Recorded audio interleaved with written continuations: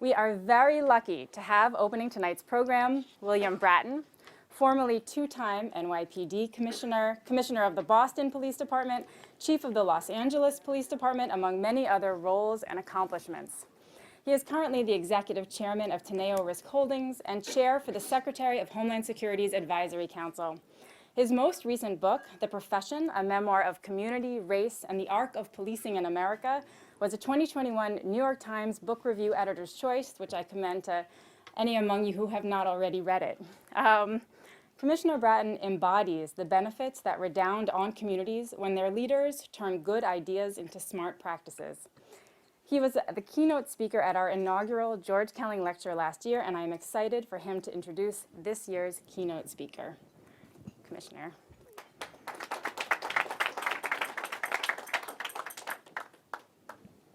Thank you, Hannah, and welcome everybody back to the Harvard Club. My first time back since they shut it down during the COVID, so it's wonderful to be back, and it's wonderful to be back for this event for honoring the beloved George Kelling, whose wife is here with us this evening, Catherine Cole. So Catherine, glad you could come down from the cold Northeast and come down and spend some time with us. It's a great privilege to be here this evening to hear tonight's presentation, as it's being given by a close friend, a professional colleague, and a gentleman who I admire greatly for his contributions to the policing profession that he has served, like myself, for so many years. If I may, I've known Ed Flynn for over 30 years. We first met in Massachusetts when I had just started my second police chief's job as chief of the MBTA police, the transit police in Boston. And he was starting his first in Braintree, a bedroom suburb community of Boston, after coming up through the ranks in Jersey City, just across, what's that river out here, the Hudson River? Chuck Wexler, who heads up the Police Executive Research Forum, had conducted the chief's search there, where he first came to know Ed, and suggested that he reach out to me, another young reform-minded chief, to get the lay of the land. We instantly connected, as I think both Ed and I think of ourselves primarily as reformers, a profession desperately in need of reform throughout its evolution, and both of us, I think, aggressively sought reform in the various assignments that we found ourselves in over the last 30 years. But soon I was off to New York and the transit police here, and Ed stayed in Massachusetts and took on the challenge of the seriously distressed city of Chelsea, Massachusetts, an extraordinarily distressed community right adjacent to Boston, where he first met Bob Wasserman. Bob, who is known to many of you in this room.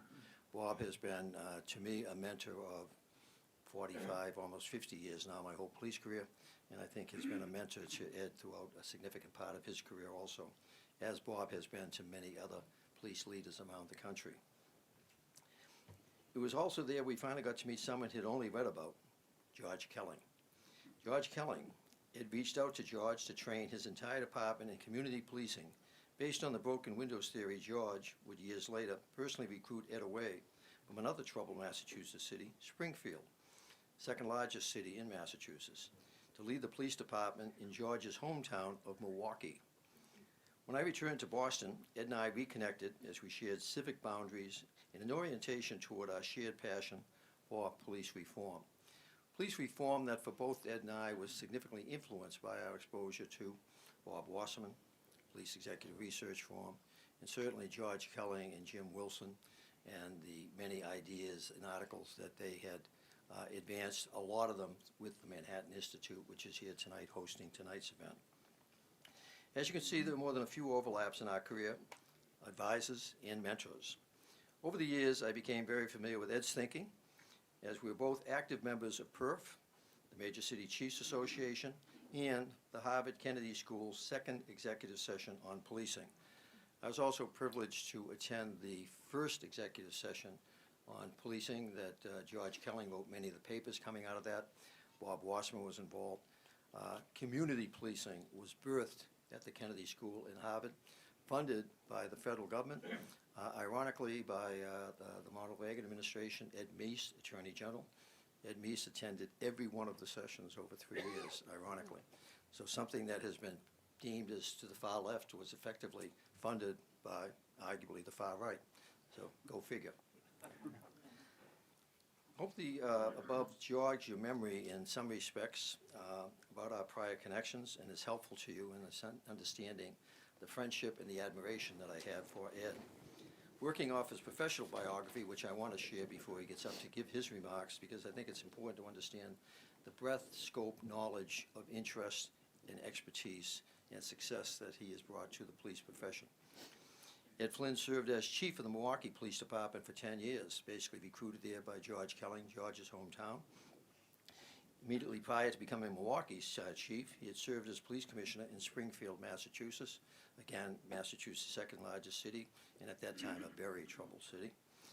Ed also served as Secretary of Public Safety under Massachusetts Governor Mitt Romney from January 2003 until he took command in Springfield. He was responsible for a secretariat employing 10,000 people that included Massachusetts State Police, National Guard, Department of Corrections, Massachusetts Emergency Management Agency. In many respects was the Massachusetts equivalent of the Homeland Security Department that we now have in our federal government. Prior to his appointment as Secretary of Public Safety, he served for 5 years as the Chief of Police in Arlington, Virginia. He was in command of that department during the events of 9/11 and worked extensively, he and his department, on assisting on that cataclysmic event on that day. He began his career, as I referenced earlier, in the Jersey City Police Department, where he rose through the ranks, civil service ranks, sergeant, lieutenant, captain, and on to, I believe, was an appointed rank of inspector, before, like myself, wanting to move on and his desire to, at some point in his life, head up a major city police department. In policing, particularly for reform-minded, progressive activists, the action happens in the major cities, and all of us have sought to have those assignments. Ed found his in Milwaukee with extraordinary challenges. I found mine in multiple times, twice in this city, as you're well aware. Chief Flynn serves on the board of directors of the International Association of Chiefs of Police and the Police Executive Research Forum. He has also chaired the legislative committee of the Major City Chiefs Association. He is a member of the Harvard Kennedy School's executive session on policing and a 1999 recipient of the Police Executive Researchers Forum Gary Hayes Memorial Award for Emerging Police Leaders. Chief Flynn was inducted into the George Mason University Evidence-Based Policing Hall of Fame, and this is one I'm very envious of. And he received the Robert Peel Award for Evidence-Based Policing from Cambridge University in 2014. So Robert Peel, along with George Kelling and Jim Wilson, is a personal hero of mine, basically the father of the birthing of the police in London in 1829.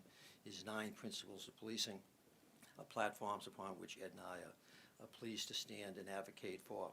And first principle is one that George Kelling certainly embraced with Jim Wilson. The basic mission for which the police exist is to prevent crime and disorder. And in terms of reforming the police, after our experiences in the 70s and 80s, it was the idea that policing had lost its way and was basically only responding to crime with the mistaken belief that we could do nothing about preventing it. Well, I think as I proved, as Ed has certainly proved throughout his career, as George Kelling and Jim Wilson, but particularly George, with his writings and his activism in the field as a researcher has proved, police can prevent crime. And the city that you are now in is a prime example of that, that through the focus on prevention of crime, we effectively were able to reform the police profession in this city. Ed has been invited tonight to deliver this very important lecture. I think for him, with his great admiration and affection for George Kelling, it's probably one of the more significant honors that he has had in his life to be asked to speak about, one, George Kelling, but also about how George impacted on him and how through him he ended up impacting on the profession that he's so proud to be part of. Ed, it's your audience. Good luck.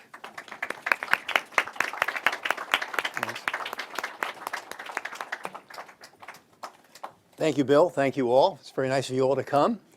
No pressure here. The second George Kelling Memorial Lecture. I'm proud to be here. It's an honor for me to give this lecture, and it's an honor that's both professional and personal. George was a friend and a mentor. Now, he shared a quote with me that was a favorite of his. "The worst, most corrupting lie is a problem misstated." George added in a note that shared this quote with me, "We are seeing one hell of a lot of problems being misstated." I can't think of a better framework to guide our discussion and my remarks. The issue of police reform in the United States has been a problem misstated. And this particular corrupting lie has corrupted the public's understanding of crime and policing, as well as media coverage of critical incidents involving the police. It has promoted a corrupted understanding of data relevant to the problem. It has resulted in the empowerment of the most extreme anti-police activists and has so skewed the decision-making of elected officials that they have adopted policies that have unequivocally increased the number of murders and shootings of the very people in communities these politicians and activists presume to represent. I'll discuss how this happened and try to properly state the problem. I'll show that the answer to the properly stated problem is not to be found in consent decrees, and that any solution requires coming to grips with the necessity of solving the timeless political problem of how order and liberty shall coexist in a heavily armed, divided, diverse democracy founded on distrust of central authority, yet demanding protection from extraordinary levels of homicidal violence. I will then present some ideas that might be usefully explored to help our many thousands of police agencies, or at least those facing the most critical challenges, produce the reforms necessary to secure both public safety and public trust. Now, George was an imaginary friend and an imaginary mentor for me long before he became a real one. I read his Kansas City Patrol study and his Newark Foot Patrol study while still a patrol officer in Jersey City. I read Broken Windows while a lieutenant commanding a plainclothes anti-crime unit there. But it wasn't until 1993 that I finally met him through Bob Wasserman when I was the chief in Chelsea, Massachusetts, which at the time was the poorest, most violent city in the Commonwealth. With a grant from the COPS office, I'd secured funding to train the entire agency in community policing and problem solving. Now, George agreed to give the introductory lecture to all of my officers. I was certain that just as his writing had informed my practice, his speaking to the officers directly would overcome their concerns that community policing was soft or ineffective. Needless to say, George connected with those Chelsea cops. He could, because as Bill Bratton recalled at this event last, the anthropologist he was, he observed them, spoke to them, grew to understand the nature of police culture and the reason for its idiosyncrasies, and he was able to project to the audience an empathy to which they responded. He legitimized our first tentative steps towards operationalizing a community-oriented philosophy. Now, George and his friend Herman Goldstein, who I also came to know and admired, insisted that the most important part of any problem is analysis. Just what is its true nature and what practical steps can be taken to address it. Furthermore, effective problem solving does not require the problem's complete elimination. Success includes reducing its severity, reducing its frequency, reducing its impact, or devising ways to manage it more effectively. Today's reformers misstate the realities of American policing, especially as it pertains to race. They do not understand policing because they lack empathy, and they do not understand the nature of the work.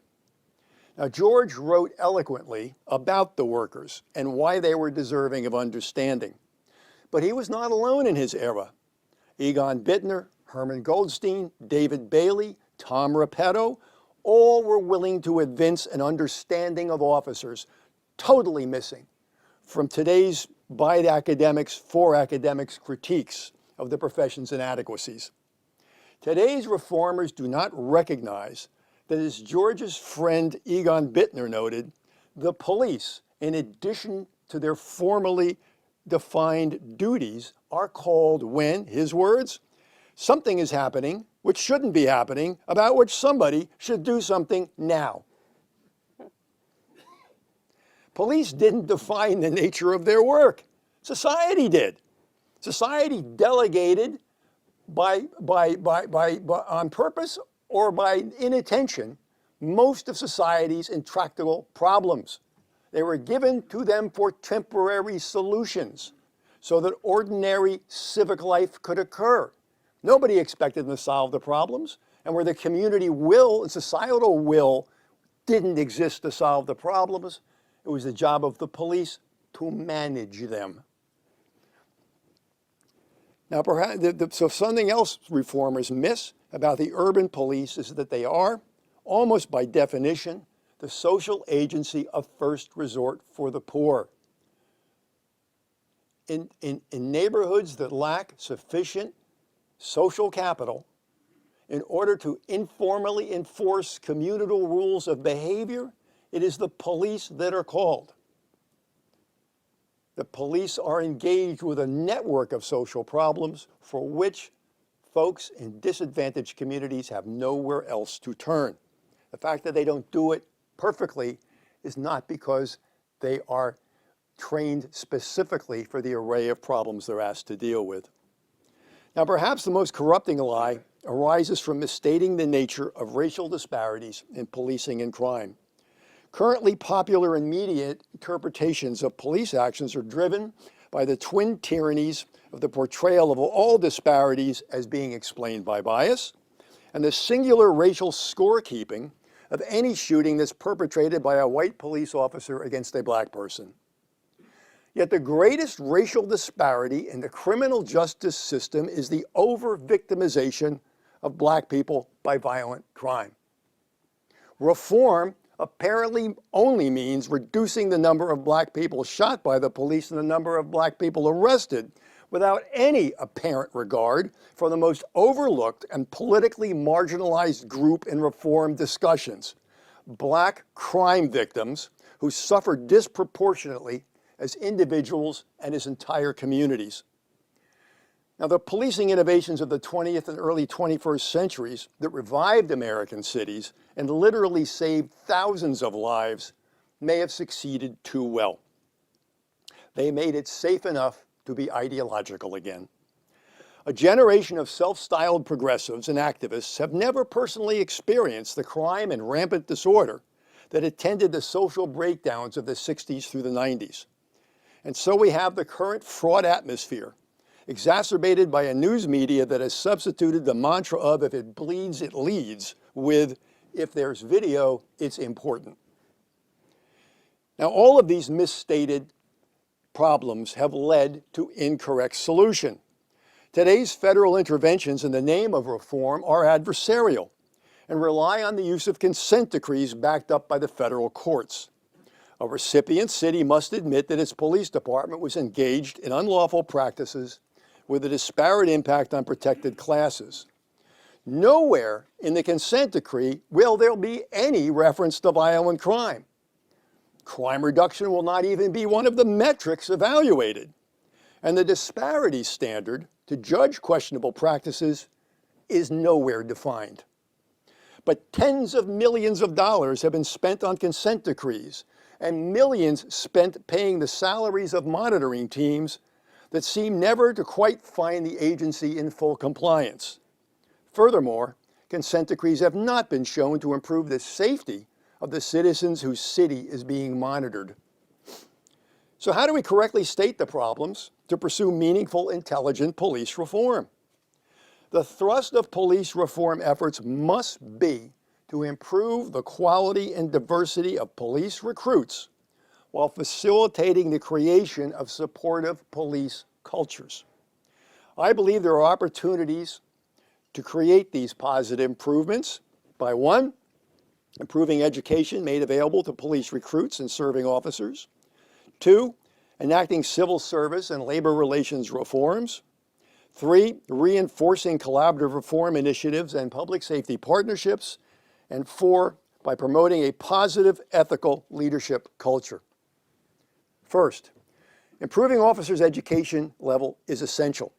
Police officers have to make decisions in crisis, under pressure, in an unbiased manner, and to use force in a manner defensible, proportional, and possibly lethal. This role requires appropriate educational background in addition to job-specific training. Education broadens perspective. Education provides ways of thinking about things. Education provides a mental cushion against the negative experiences endemic to street policing. So how do we do this without inhibiting the essential need for employee diversity? One result of the President's Commission of 1967 was the creation of the Law Enforcement Education Program, LEAP.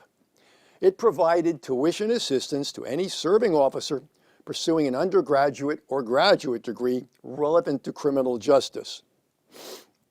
Thousands of officers took advantage of the program, including me and Bill. The generation of chiefs that espoused, supported, and implemented the reforms of the community policing movement of the 90s were virtually all recipients and beneficiaries of that program. Change in policing has a long gestation period. You don't go from, I'm interested in police work, to become chief. You've got to grind it out rank by rank by rank and gain the experience that can make you credible to the community and make you credible to the people whom you are leading in a new direction. It takes time. It took the 70s to the 90s, but we got there. Now, LEAP should be renewed at the federal level for currently serving officers and should also include provisions for young people interested in law enforcement, analogous to, say, an ROTC scholarship. Tuition scholarships should be offered, perhaps 2-year grants in return for 2 years of service or 4 years for 4 years.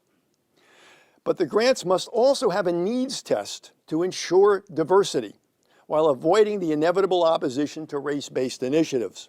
And only properly accredited programs should qualify to receive funding. If the political classes are in fact serious about the quality of policing, the first step is to contribute to the improvement of the educational levels of its practitioners. Related to the important issue of diversity in the ranks is recruitment assistance in the form of high-quality advertising. Ideally, the Department of Justice could get advice from the Department of Defense of how to create a recruiting campaign that can be made available to the vast majority of agencies that cannot afford to do so themselves. Furthermore, the community's role in recruiting is essential. We need the best and brightest from every segment of American society. And the problem is right now that some of the folks most adamant about diversifying police work are the first ones to bring to the attention of young people how terrible the police are. So I would urge them, and have personally in the past, help us and help them aspire. If you want us to get better, you got to get in and change it. Second, we need civil service and labor relations reforms. Civil service should eliminate all prior residency requirement for officers that limit recruitment. While an argument may be made for post-employment residency requirements, current pre-employment requirements limit recruiting to the smallest possible base. In Massachusetts and New Jersey, for example, only town residents may take an exam, but they can move anywhere in the state once hired. That's getting it exactly backwards.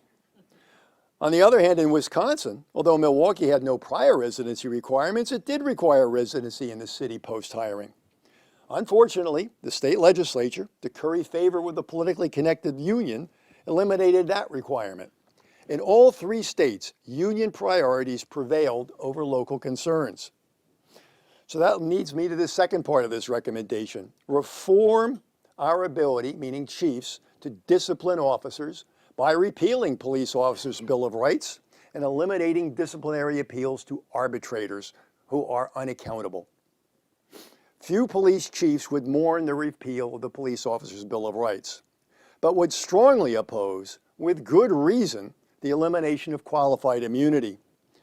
POBRs and arbitrations make it extremely difficult for police chiefs to hold their people accountable for misconduct or to discharge them. I was a chief in 3 states.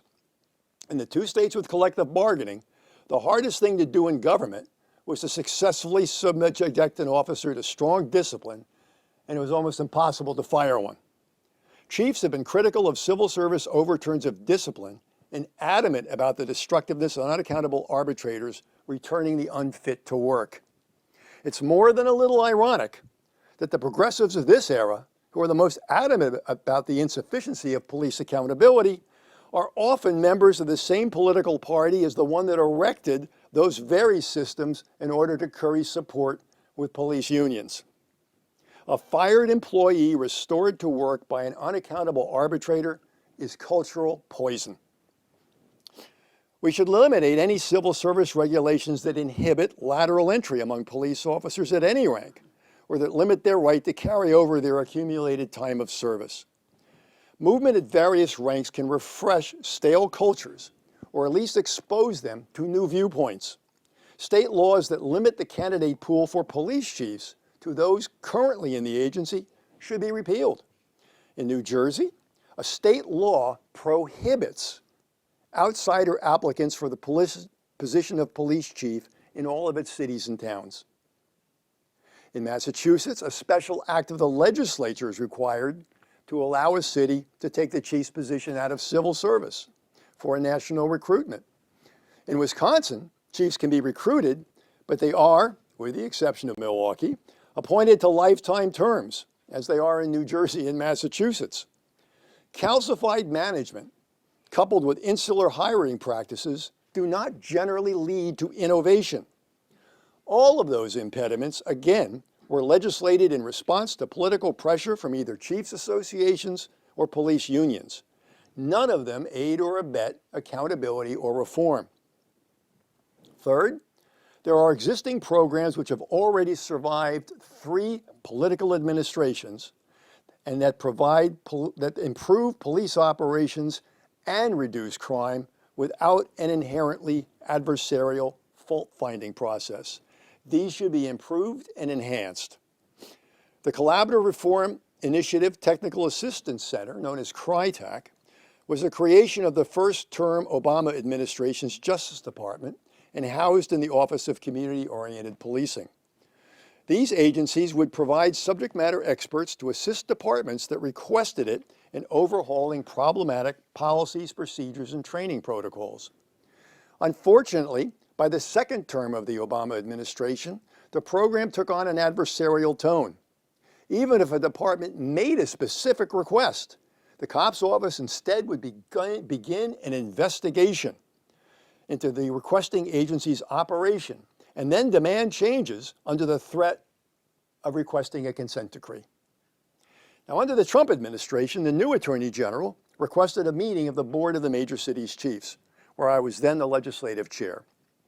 General Sessions believed that the COPS office had no legal authority to investigate police departments, and he was going to terminate the CRITAC program. I asked him to reconsider. We would be grateful for the task forces, but given the reality of local politics in our jurisdictions, accepting them would be difficult if it appeared police reform was being abandoned. Therefore, we requested that CRITAC be retained, but be repurposed to being a true collaborative partner in assisting local reform efforts. Accordingly, the program was retained for the Trump administration and has so far been retained by the Biden administration. Now, this program would benefit from additional funding, and to the extent bipartisanship is possible, since it's existed through both parties' administrations, it could be directed to emphasize programs that both address issues of community trust and community protection concurrently. Related to this, a survey instrument that could be administered by a local community partner to actually measure community trust and confidence in the police should be developed at the federal level. Just because someone claims to represent the interests of the community doesn't mean that they do. Over the past year, many cities have reformed their police departments in haste in response to instant angry activists are now regretting their decisions at leisure.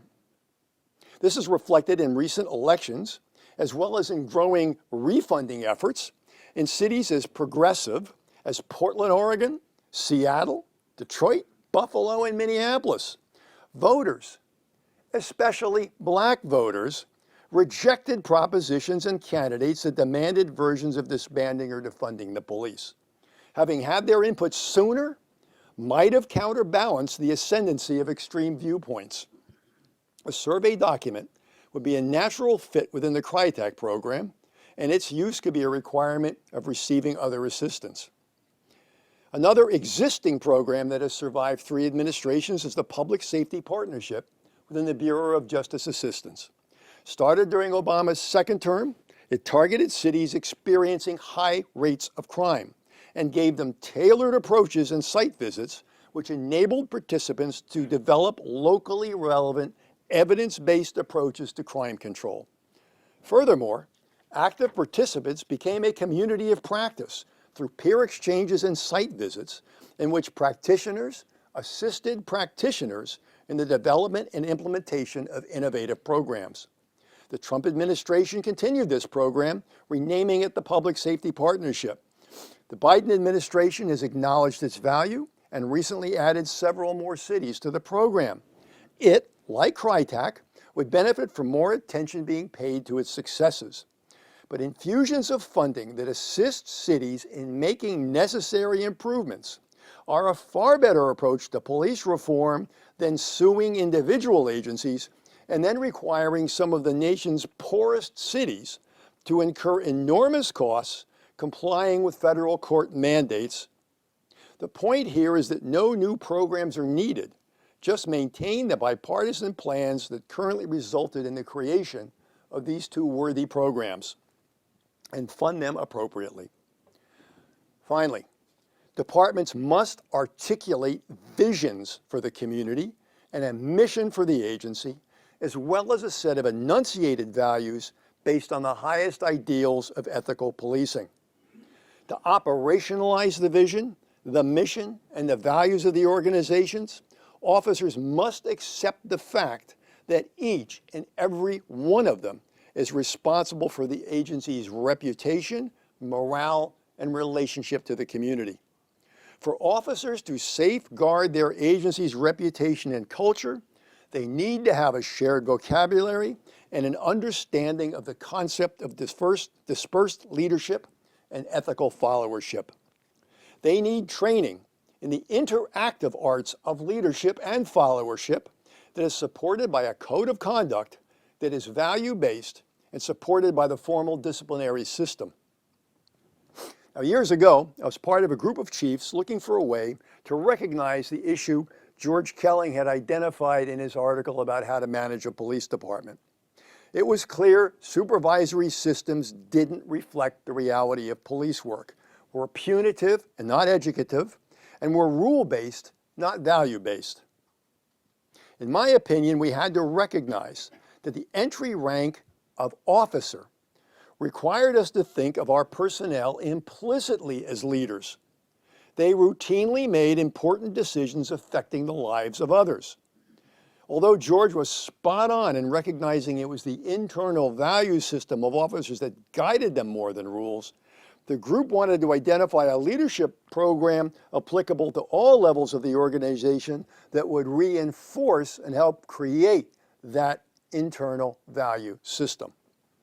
Now, as chief in Arlington, Virginia, I volunteered my agency as the beta site to implement a system that the former head of West Point's leadership program had developed in reaction to the failure of leadership during the Vietnam War. Working with him, we helped turn it from green to blue. It was based on the concept of dispersed leadership. Indeed, every class included a vertical slice of the organization and left rank at the door. The goals were to develop a shared vocabulary regarding personnel issues, a definition of leadership, to develop an internal network so people could support each other, to stress the importance of shaping departmental culture and the power of peer pressure for securing an ethical police department. When I became police chief in Milwaukee, I brought this program with me.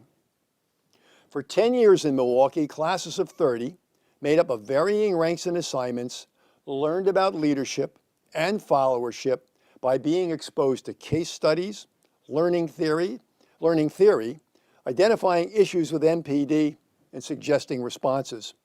The ultimate goal? A department that could articulate its values, but also operationalize them in the most important way of all, with peer groups. Very early on, we articulated a simple vision statement.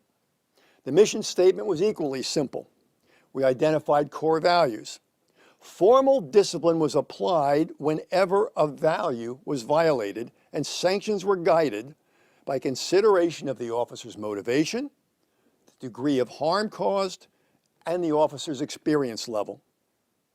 Distinctions were made between intentional and unintentional errors. We were willing to discipline in response to clear cases of misconduct without waiting weeks or months for a ruling on criminal charges. We were guided by a belief that incompetence was not the same as criminality, and that too often police agencies retained officers whose actions were found not to be criminal, but whose incompetence should have merited dismissal. Every police error is not a crime. The Milwaukee Police Department's uses of force declined for 10 consecutive years, as did the number of citizen complaints. And as of this writing, 19 officers who worked for me in Milwaukee are now police chiefs. Now, American policing must constantly evolve, constantly reform, if it is to adequately serve a dynamic citizenry affected by profound social, technological, and environmental change. No institution is more important to democratic society navigating these challenges than its instrument of social control. The fundamental question that must be answered if there's to be any hope for rational police reform is this: are we, as a society, capable of having two conversations at the same time? One conversation is about the fact that Black people are shot by police in greater numbers than their census population would predict. The other conversation is about the fact that Blacks are victims and offenders in violent crime in greater numbers than their census data would predict.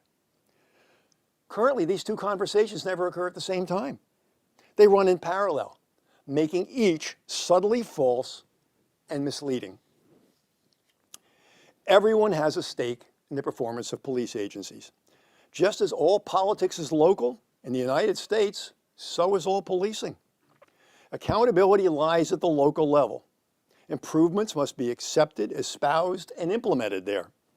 But there's a very useful role for the federal and state governments in setting standards and providing targeted financial and technical assistance. Above all, even when reform is sought in response to a conspicuous failure, it must be understood that police officers are not the enemy. Currently, there is no other cavalry coming to the rescue. Until there is, they are the essential partners in public safety and police reform. But even the police, with their community allies, cannot succeed until and unless elected officials start exhibiting the moral courage to see through grief and rage riotous behavior or the machinations of those who would prefer to have an issue around which to build an angry constituency rather than a solution to implement that addresses their concerns. Now, we can do this. Once before, police, politicians, and communities forged a rough consensus that our cities were worth saving. And they succeeded. Let us summon the energy and courage to do so again by getting the problem statement right, rejecting the lies, marshaling all the relevant facts, and developing a coherent rational narrative that can counter the sensationalistic biases of the national news media. Black lives matter, and the murder rates in our cities are a disgrace. I can't imagine the enormity of the challenge of raising a family in such an environment. Therefore, it makes sense to support the only people who risk their lives saving black lives, our police. Let us do all we can to influence policymakers to recognize and value the idealism of our young people who choose to become peace officers. We can best support that idealism by equipping them intellectually for their collision with reality. And a strong ethical police culture can prevent learned skepticism from becoming destructive cynicism. Reform has to develop and support our people, and properly led, they will do the rest. Thank you.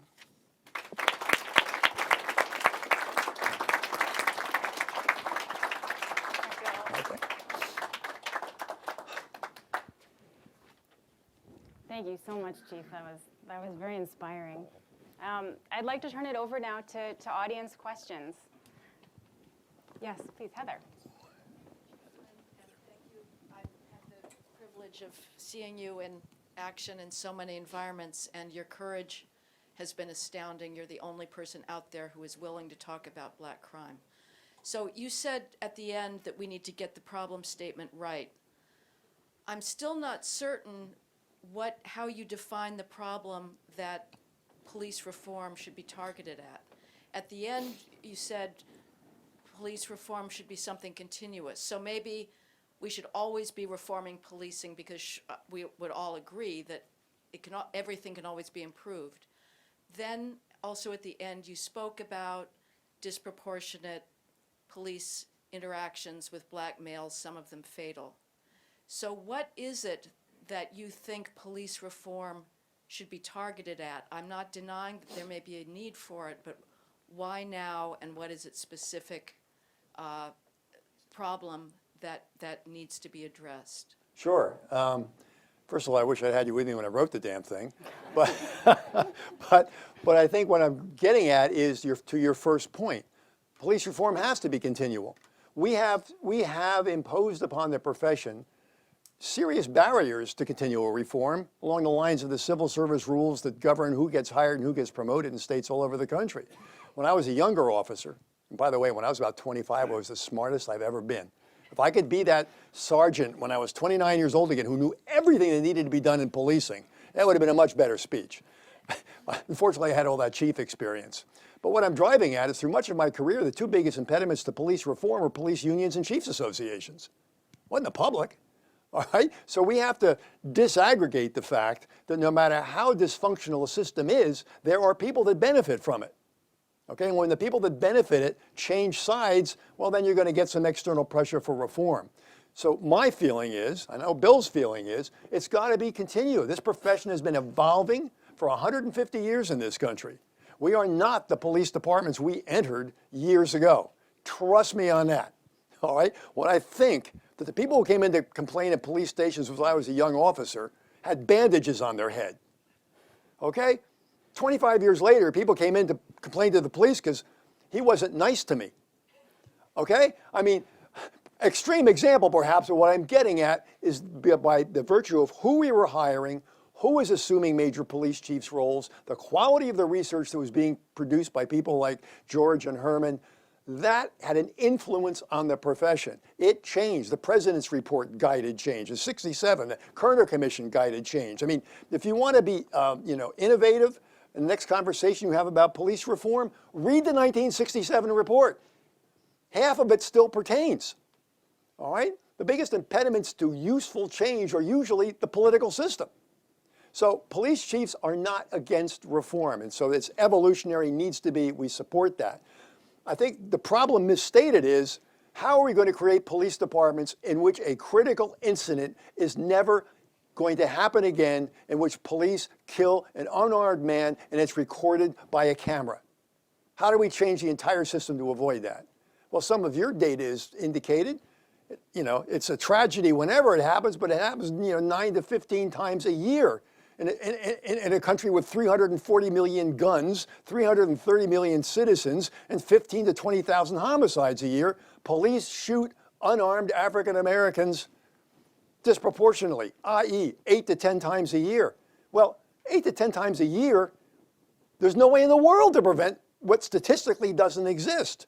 But 8 to 10 times a year on national TV with accompanying film, that's a national crisis. And that's what's informing the conversation right now. So if you want police reform, it is achievable because the police have been reforming for the last 100 years. But if you want to eliminate the thing that never happens, or virtually never happens, well, you've set up everybody for failure. Yes, Peter. Hi, it's Peter Moskos from John Jay College. About reform, do you think that there's a distinction that can be made between, it's sort of a broad term, but between good faith criticism and bad faith criticism? Because I feel a lot of the criticism as of late has become more rooted in, say, or founded on police abolition. And to some extent, I find then the reform suggestions are in bad faith. Is there anything there, if that makes sense? Yeah, absolutely. I mean, here's an iron rule of community meetings. If you convene a citywide meeting about the police, the most extreme viewpoints will prevail, the angriest people will yell the loudest, the community partners will slump down in their seats because they're not going to get up and say anything now, and the only people interviewed by the camera afterwards will be the ones that were the most eloquently angry. If you go to a neighborhood meeting, what do you get? You get requests for additional police protection. Please do something about the kids on the corner. The double parking is killing us. I had more complaints about reckless driving in Milwaukee near the end of my term than homicide, because the people that lived in those neighborhoods were being terrorized by young people stealing cars and driving like lunatics and trying to cause police pursuits. So we know there's a difference, but when we say it, we're automatically suspect. I mean, no matter how grounded in research or data a police chief's position on an issue is, when the microphones are on, he's just the chief defending the status quo. Our challenge is that other people in the discussive environment, be they people from leading research institutions like John Jay or thoughtful thought leaders from think tanks, they've got to kind of push this information out a little bit. Because right now, every chief who's had a critical incident, that critical incident defines you regardless of your data trends. I can tell you that your data means nothing when you've had that critical incident. 10 years of decreases in citizen complaints and uses of force. When we had a defensible use of force that was controversial, we had our riot, all right? When I disciplined that officer, I got a no confidence vote from the union and the local Black Lives Matter people demanding that I be fired because I didn't prosecute him, fired him for incompetence. Now, I like to think at that moment I brought the police and the community together. But I think it describes just how fraught that environment is right now. So your question is spot on, but right now there's no handbook for handling that. Yes. Hi, Nancy Rommelman. What do you do in a city like Portland, Oregon, Nancy Rommelman. What do you do in a city like Portland, Oregon, where I've been reporting all year on what was going on there last summer, where you have, what do the police do when it's seemingly intractable? Mm-hmm. You have the very loud, cranky people at the meetings that are, getting up and getting the news, and a city council that wants to sort of fight it, and yet the murder rate keeps going up. What do the police do in this situation? Well, I mean, you've put your finger on a point that I alluded to. The marginalized group in society right now is minority crime victims. I used to try to explain to community meetings, and they bought it, okay? They went along with it, so bear with me for a minute. I would make this point in a neighborhood that was a minority neighborhood plagued by crime that wanted us to do something. But we're concerned that our responses might be alienating. And you have to be attentive to that. I mean, even lawful police tactics, how many of you get annoyed the 5th time you've been wanted, by TSA? You're saying, look at me. What, you got to profile a retired police chief? I mean, so I get it. But what I try to make the point is this. We get in policing that all segments of society and social classes want to get high in roughly equal numbers, legally or illegally, okay? We get the propensity to commit sins is evenly distributed throughout all racial, ethnic, and social groups. But public space violence belongs to the poor. It always has. And then I would ask the killer question. How many people in this audience know what the nickname is for a police van? What's that? Paddy wagon. And I would say, paddy wagon. I said, I'm insulted. And then people would start to laugh, and I'd say, where do you think that comes from? Okay, so my point just is, historically, now, the historical failing is these folks have been at the bottom too long, all right? Everybody else got breaks that they still, those communities need to be made safe so they can become viable, so they can become prosperous. The most important economic development department in city government is the police department. It's the most important community development department. When I was in Chelsea and we were broke and they wanted to get a bond issue rating, they had Standard & Poor's come in, they asked me to be on the team. Because what we had learned is every developer that came to Chelsea didn't say, how good are the schools? They would say, is it safe here? They see schools as a longitudinal investment. Okay, maybe 10 years from now we'll get better employees. Right now I want to know if my employees are going to get mugged or my place is going to get broken into. So, changing the narrative about your city's streets affects its economic viability. We're sitting in Exhibit A.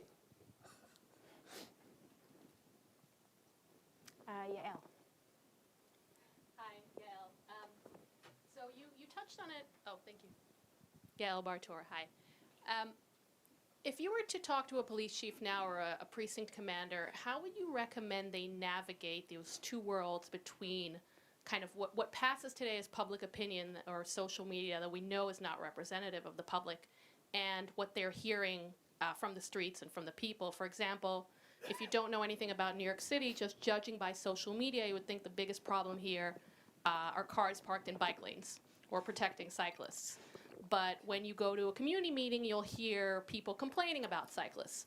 And you have precinct commanders or police chiefs who are kind of stuck navigating two often opposing views and kind of have to make everybody happy. So how would you advise them? Okay, well, first of all, they'll never make everybody happy, okay? So we accept that and we start from that premise with our accountable commanders, all right? This sucks, you're not gonna make everybody happy, here's what I advise, all right? And it's a balancing test, depending on where you work. If you're working in a place where you got more people complaining about the cyclists and the people that are doing all the texting live somewhere else, screw them. We're gonna take care of the bicyclists. We're gonna write the appropriate citations, we're gonna stop them, we're gonna advise them, we're gonna pay attention to them. If you're working someplace where the cyclists rule, there's like one lane for traffic, okay, you're gonna slow the traffic down because that's a critical, it's not your job, as long as it's all lawful, it's not your job to decide which neighborhood's values are gonna cohere here. Your job is to serve the community and help it be viable, help it develop, informal social control, help it develop neighborhood social capital, all right? People that aren't safe can't truly exercise their democratic rights.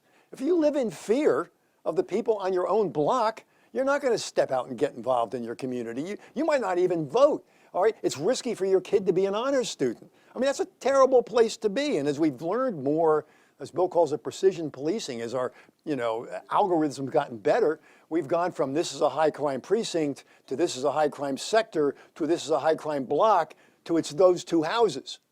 All right, so we are getting better at that piece. But every time I go to a community meeting and said, I bet there's one house on your block you wish somebody would tear down and they'd get evicted. It always worked. Okay, so I mean, the folks there know what the problems are. They are willing to work with the police, but they're not willing to put their face on TV. They're not willing to, and that's defensible. We can't protect them from reprisals. So we have to serve them and hope gradually as we make improvements, when those neighborhoods can stabilize, we can get perhaps more visible supporters. Charles?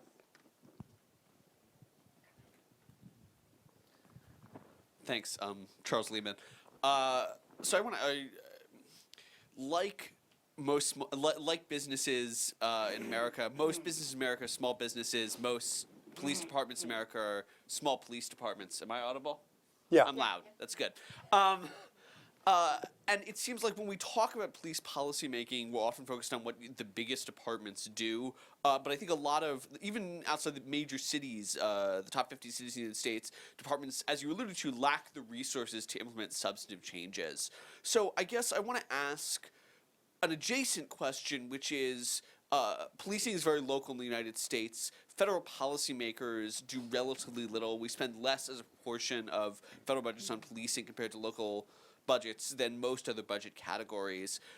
Is there more? You talked about sort of primarily grant programs, which have been the strategy of federal government. Is there benefit to trying to centralize policing more, whether it be through oversight, data collection, centralization of training, the agglomeration of forces? How do you think about the costs and benefits of centralization in sort of our uniquely small and fractious system? Well, if you wanted to define a law enforcement system that was developed by people who distrust authority, you would design America.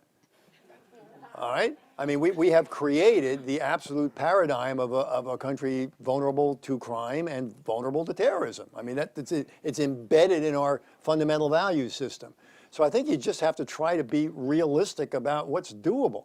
I mean, 89% of America's police departments have fewer than 25 people, fewer than 50 people. All right? More than half of America's police departments have fewer than 10. So, I mean, I don't know. How do you fix that?